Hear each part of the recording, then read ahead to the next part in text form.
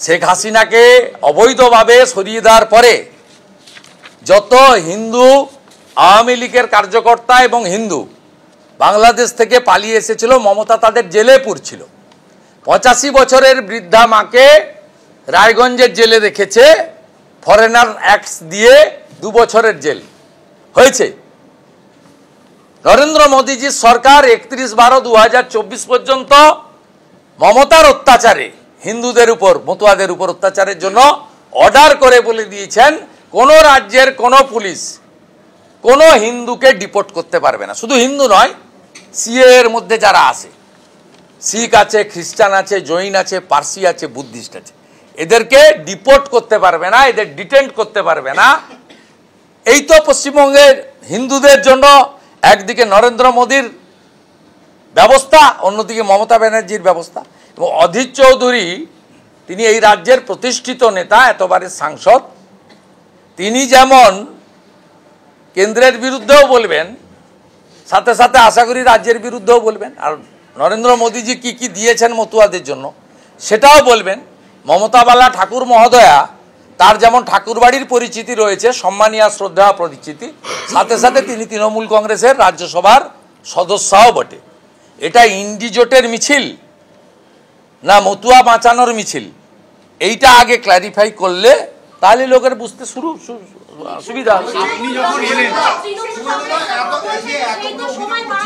এরপরেও কি মনে হয় যে যেভাবে এই অভিযোগগুলো আপনারা করছেন তারপরে মনে হয় যে 100% স্বচ্ছ ভোটার? না না, 100% হবে না, সংখ্যার মধ্যে যাব না। 7ই ফেব্রুয়ারি সন্ধ্যাবেলা আসল সংখ্যা পাবেন, সংখ্যার মধ্যে যাব না। আমরা বলছি লুট হয়েছে 26, 27, 28 স্পেশাল অবজারভার অ্যাপয়েন্ট করার আগে পর্যন্ত। 14ই ফেব্রুয়ারি 7টা এক্সটেন্ড হয়েছে 14। আর আপনার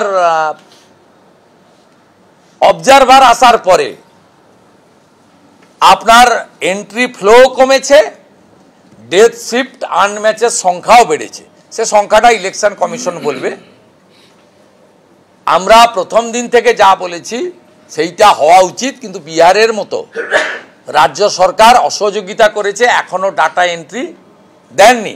আর মুখ্যমন্ত্রী যে লেটার প্যাড ইউজ করেছেন ইলেকশন কমিশনারকে অ্যাড্রেস করে, যেভাবে কলকাতাতে হাউসিংয়ে বুথ করার বিরোধিতা করেছেন, এটা কোনো মুখ্যমন্ত্রীর প্যাডে লেখা যায় না। আপনার উচিত ছিল তৃণমূল কংগ্রেসের প্যাড ব্যবহার করার।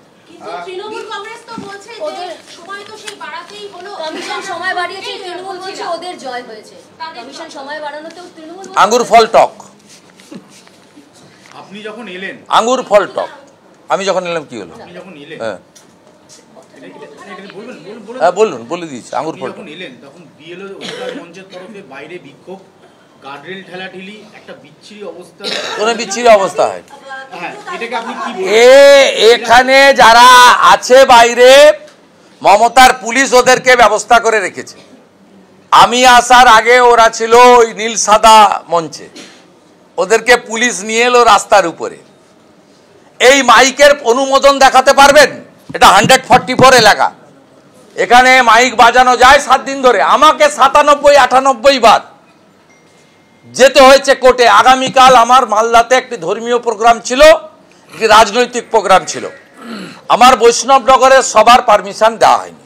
এবিপি আনন্দ, এগিয়ে থাকে, এগিয়ে রাখে।